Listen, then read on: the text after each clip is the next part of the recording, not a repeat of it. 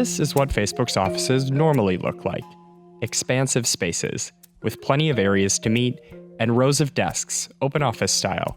Something CEO Mark Zuckerberg showed off after the new Silicon Valley headquarters opened in 2015. We've worked like this for a long time, and it's been a pretty core way for how we do what we do here at Facebook. Facebook's new New York offices should look just as bustling. Instead, they're full of empty chairs and vacant conference rooms. The only workers around are the ones building out the company's more than 2 million square feet of leased office space on the west side of Manhattan. But employees have yet to move in. I think that it's quite possible that over the next 5 to 10 years, about 50% of our people could be working remotely.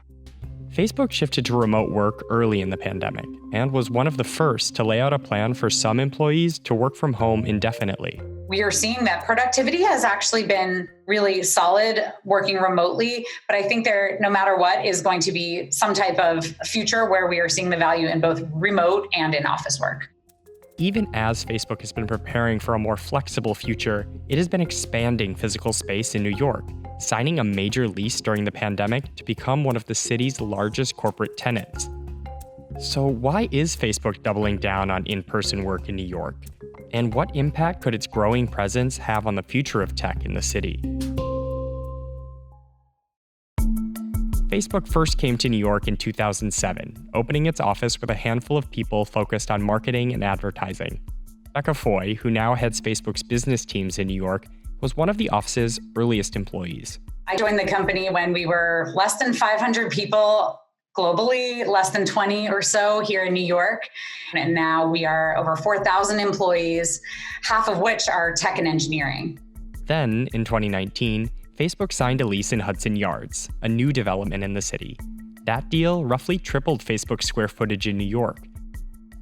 In 2020, in the midst of the pandemic, Facebook again expanded its footprint in the city, adding an additional 730,000 square feet of space in the former Farley Post Office building, the largest single lease signed in Manhattan last year.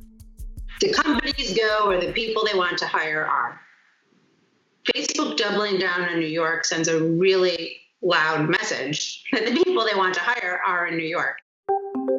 Located just down the street from Hudson Yards, the space at Farley Post gives Facebook something that's a little bit more Silicon Valley than New York City. A kind of campus. As we think about this urban campus and really growing the footprint, it's absolutely vital to the future for a few reasons. Not only do we need to accommodate our growing number of employees, but really accommodate the needs and the preferences of how they're going to work most effectively. The completed spaces look like many of Facebook's other offices, with open office seating and a variety of meeting rooms. And for the floors still under construction, you can imagine spaces that are right for events, having collaboration areas, with creative agencies, et cetera. And so our business teams are really going to look to Hudson Yards as their hub as we reopen those offices.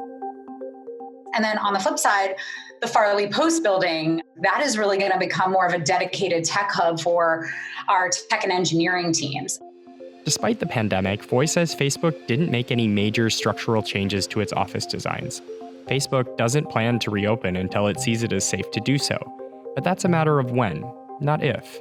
When we do open our offices, the health and safety piece is going to be our number one priority. And so if you imagine walking into the offices, I can't predict exactly what that will look like, but I know that we will take those protocols and just the experience of coming into the building really seriously.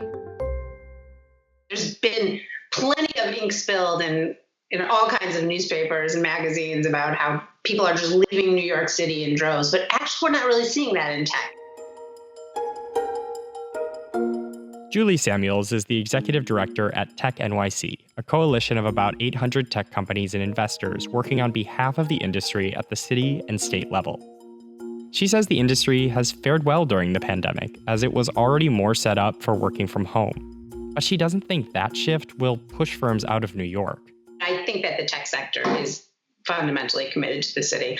I think, however, the tech sector, generally speaking, is much more kind of open-minded about where it works and how it works. Though smaller tech firms aren't taking direction from Facebook, the major leases it and other big tech firms signed in 2020 could influence tech's future in the city. What's going to happen is people are going to go work at Facebook. They're going to learn about tech. And honestly, I mean, I love Facebook, but I hope a bunch of them leave. And I hope that they start their own companies. It's that's the magic.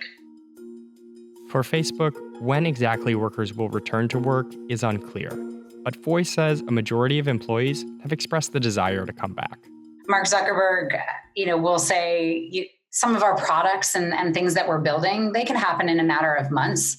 But building a culture happens day by day, over years, over decades. And having our offices and our physical locations are going to continue to be such a contributor to our culture.